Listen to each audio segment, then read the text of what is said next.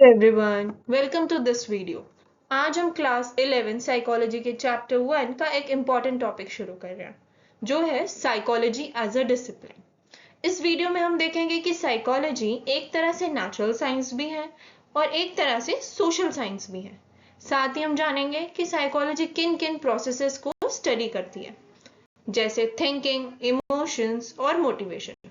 मतलब ये सब्जेक्ट दिमाग को भी समझता है और सोसाइटी को भी। Psychology as a natural science. सबसे पहले बात करते हैं कि ये नेचुरल साइंस कैसे है। नेचुरल साइंस जैसे हमारे सब्जेक्ट्स जो फिजिक्स, केमिस्ट्री, बायोलॉजी हम क्लास 10th में भी पढ़े हैं, हम बचपन से पढ़ते आए हैं, तो इन सब्जेक्ट्स में हम साइंटिफिक मेथड यूज करते थे, जो कि ऑब्जर्वेशन हो गया, एक्सपेरिमेंटेशन हो गया और मेजरमेंट हो गया। साइकोलॉजी भी सेम वे वही करता है। साइकोलॉजिस्ट बिहेवियर को साइंटिफिक तरीके से ऑब्जर्व करते हैं, एक्सपेरिमेंट्स डिजाइन करते हैं और एग्जैक्ट मेजरमेंट करने की कोशिश करते हैं।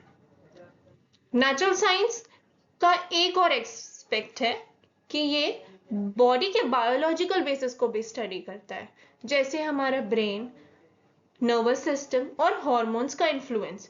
मतलब हम जो फील करते हैं या जो एक्ट करते हैं, उसके पीछे हमारे दिमाग और शरीर का साइंटिफिक मैकेनिज्म होता है।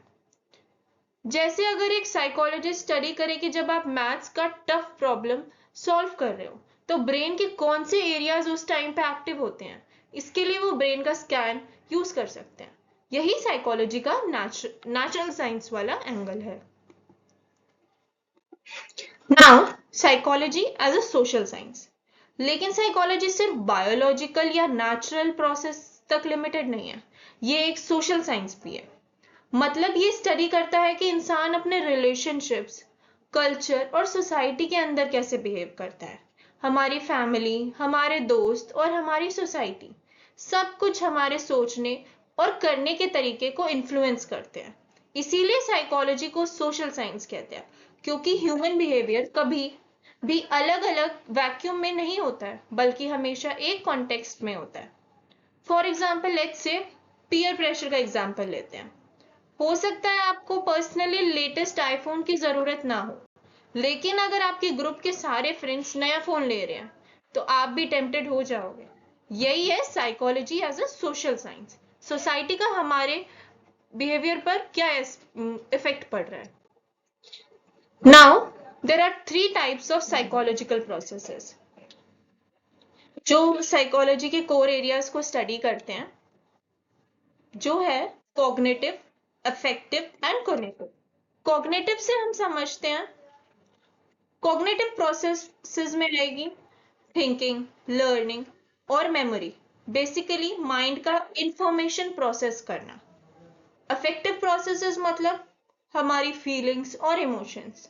खुशी हो गई, हमारा गुस्सा आना हो गया, सैडनेस हो गई, किसी चीज को लेके एक्साइटमेंट हो गई, सब यहाँ आते हैं। और कॉग्निटिव मतलब है हमारा मोटिवेशन, किसी काम को करने का हम कितने विल रखते हैं, हम क्या एक्शन लेते हैं जो हमें एक्चुअली कुछ करने के लिए पुश करता है। ये तीनों मिला के ही ह्यूमन बिहेवियर को शेप करते हैं। जैसे हम एग्जाम्स के टाइम पे जब आप पढ़ रहे हो या याद कर रहे हो, दैट्स कॉग्निटिव। अगर आपको थोड़ा नर्वसनेस फील हो रही है, तो वो आपका अफेक्टिव डोमेन है। और जब आप डिसाइड करते हो कि डिस्ट्रैक्शंस छोड़कर पढ़ना है, वो आपका कॉग्निटिव प्रोसेस है। अब आ जाता है individual and group behaviour. Psychology एक बड़ा सब एस्पेक्ट है कि ये सिर्फ इंडिविजुअल्स को नहीं, बल्कि ग्रुप को भी स्टडी करता है। मतलब इंसान अकेला क्या करता है और जब ग्रुप के साथ होता है तब उसका कैसे बिहेवियर बदलता है, तब वो कैसे बिहेव करता है। ये दोनों साइकोलॉजी के सब्जेक्ट्स हैं जो हम स्टडी करते हैं। बहुत बार आपने नोटिस किया होगा, एक इंसान जब अकेला होता है तो शांत रहता है, लेकिन ग्रुप के अंदर वो ज्यादा बोल्ड या रिस्की बिहेव करता है। तो ये हमारा बिहेवियर है जो हम ग्रुप में बिहेव करते हैं। तो हम इसमें साइकोलॉजी में इंडिविजुअल बिहेवियर को भी स्टडी करते हैं और उसी इंडिविजुअल का जब वो ग्रुप के साथ होता है उसका भी बिहेवियर स्टडी करते हैं। जैसे कि हम स्टेडियम का एग्जांपल लेते हैं। जब हम मैच देखते वक्त, अगर हम में से कोई स्टेडियम गया है मैच देखने, या हम कोई और भी ले सकते हैं, लेकिन जैसे हम नॉर्मल लाइफ या हम अपने फ्रेंड्स के साथ बैठ के टीवी देख रहे हैं, मैच देख रहे हैं, अगर हम अकेले बैठ के देख रहे होंगे तो अगर कोई गोल होता है या कुछ होता है तो हम नहीं चिल्लाएंगे। हाँ, हमारे फेस पे थोड़ी सी स्माइल आ जाएगी या कुछ हो जाएगा, थोड़ा सा हम मतलब रिएक्ट कर सकते हैं, लेकिन ऐसे एकदम से शाउट करेंगे नहीं।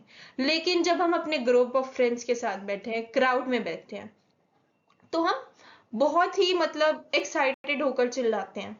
यही है individual versus group behaviour. Now psychology as a subject matter. तो साइकोलॉजी बेसिकली क्या स्टडी करता है, ये तीन चीजें हम पहले भी पढ़ चुके हैं, एक बार फिर से देखते हैं। एक्सपीरियंसेस जो इंटरनल होते हैं, प्राइवेट होते हैं, सिर्फ जो हम फील करते हैं। बिहेवियर में आता है जो एक्सटर्नल होते हैं, जो हम ऑब्जर्व करते हैं, मतलब जो एक्शंस दूसरे देख सकते हैं। मेंटल प्रोसेसेस में आएगा थिंकिंग, रीजनिंग और मेमोरी, जो हमारे अंदर चल रही होती है। साइकोलॉजी इन तीन को एक साथ स्टडी करता है ताकि ह्यूमन बिहेवियर को समझने की पूरी पिक्चर मिल सके। हम एक एग्जांपल लेते हैं, जैसे हमारा कोई फ्रेंड है जो स्माइल कर रहा है, तो स्माइलिंग वो उसका एक बिहेवियर हो गया। उस स्माइल के पीछे जो खुशी है, जो हैप्पीनेस है, वो उसका इंटरनल एक्सपीरियंस हो गया। और जो थॉट्स उन्हें हैप्पी कर रहे हैं वो उनका मेंटल प्रोसेस हो गया। चलो अब हम रिकैप करते हैं हमने क्या क्या पढ़ा है। साइकोलॉजी एक नेचुरल साइंस भी है और सोशल साइंस भी है। ये तीन टाइप के प्रोसेसेस को स्टडी करता है, cognitive, affective and cognitive. Psychology individual और ग्रुप बिहेवियर दोनों ही लेवल्स के बिहेवियर को समझता है, और इसका सब्जेक्ट मैटर है experience, behaviour and mental processes. मतलब साइकोलॉजी एक होलिस्टिक स्टडी है, होलिस्टिक सब्जेक्ट है जो बहुत सारी चीजों को लेके चलता है।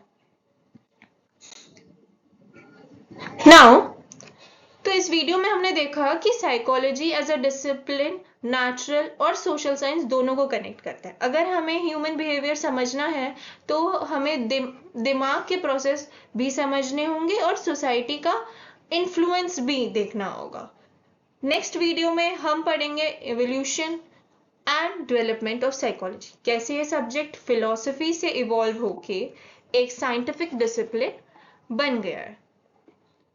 Thank you. अगर आपको वीडियो अच्छी लगी हो तो please like, share and subscribe करना मत भूलना।